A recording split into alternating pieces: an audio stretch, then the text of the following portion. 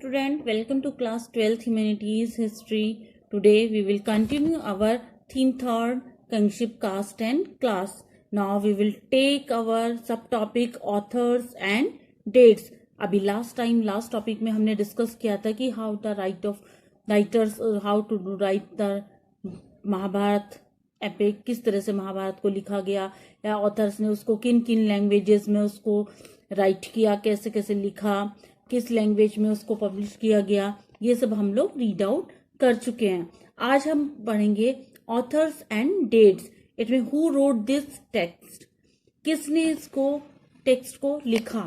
This is the question to which there are several answers. The original story was probably composed by charioteer birds known as Sutas, who generally accompanied Kshatriyas warrior to the battlefield and composed poems celebrating their victories and other achievement.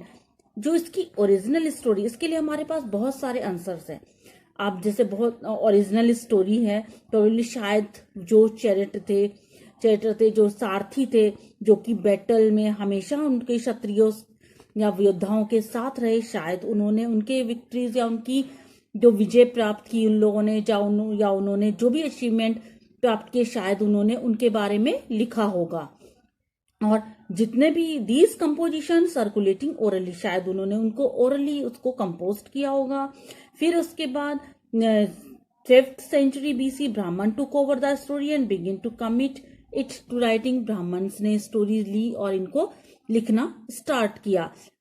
फिर उसके बाद Panchal around whom the story of the epic revolved were gradually become the kingdom, की किस तरह से कुरु और पांडव्स ने के बीच में या पांचाल्स के बीच में किस तरह से ये स्टोरी घूमती है. तो इस तरह से ये उसके बाद धीरे धीरे किंगडम्स में जो राज्य में वो स्टोरी हो रही थी, क्योंकि सारा जो इतिहास है, सारा जो स्टोरी है उन्हीं के इर्द गिर्द घूमती है, तो शायद इस टेक्स्ट को वहां पर उस टाइम पर लिखा गया होगा. We notice another phase in the composition of text between 200 BC and 200 CE. This was the period when the worship of Vishnu was growing in importance, and Krishna, one of the important figure of this epic, was coming to be identified with Vishnu. आप लोग जानते हैं कि महाभारत में श्री कृष्ण की बहुत ज्यादा importance थी, या वो इस एपिक में एक इम्पोर्टेंट फिगर थे. तो हो सकता है कि शायद क्योंकि ये स्टोरी उनके इर्द गिर्द घूमती है, ये वो भी इसमें इनका भी उसमें इम्पोर्टेंट पार्ट था, तो शायद जिन्होंने लॉर्ड कृष्णा के बारे में लिखा है या विष्णु भगवान के बारे में लिखा है, तो उन्होंने शायद इसके बारे में भी इस महाकाव्य के बारे में भी लिखा होगा या इसको भी कंपोज किया होगा. तो नेक्स्ट सब topic is the search for convergence. In 1951-52, the archaeologist B.B. Lal excavated at the village named Hastinapur in Meerut, Uttar Pradesh. B.B. लाल जो एक आर्कियोलॉजिस्ट थे, उन्होंने भी हस्तिनापुर विलेज के बारे में खोजबीन की, उसके बारे में जानने की कोशिश की. Lal found evidence of 5 occupational levels of which the second and third are of interest to us. इस तरह से B.B. लाल ने भी, उन्होंने भी बहुत सारे एविडेंस खोजे जो उनके लिए कुछ फायदेमंद रहे. Some historians note that while the practice of polyandry may have seemed unusual or even undesirable from the Brahmanical point of view, it was prevalent in the Himalayan region. कुछ ऐसे historians थे जिन्होंने उस टाइम पर जो भी वहां पर कथाएं चली आ रही थी या जो भी स्टोरी चली आ रही थी, उस टाइम पर उनके लिए अनयूजुअल थी, अनडिजायरेबल थी, तो ब्राह्मणिकल पॉइंट ऑफ व्यू से. तो इस तरह से हिमालय रीजन में भी उनको कंपोज किया गया होगा. A dynamic text. The growth of the Mahabharata did not stop with Sanskrit version. सिर्फ ये संस्कृत वर्जन में ही खत्म नहीं हुआ था.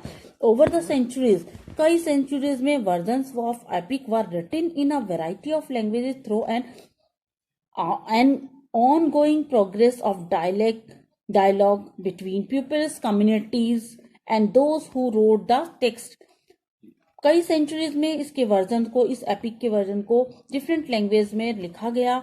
जो भी इसके डायलॉग थे वो लोगों के बीच में या कम्युनिटी के बीच में उनके द्वारा बोले जाते थे, या वहां पर लोगों के बीच में जो भी ये डायलॉग बोले गए, तो इनको टेक्स्ट को शायद उसमें इनको लिखा गया होगा। Several stories that originated in specific region और circulating among certain people found their way into the epic.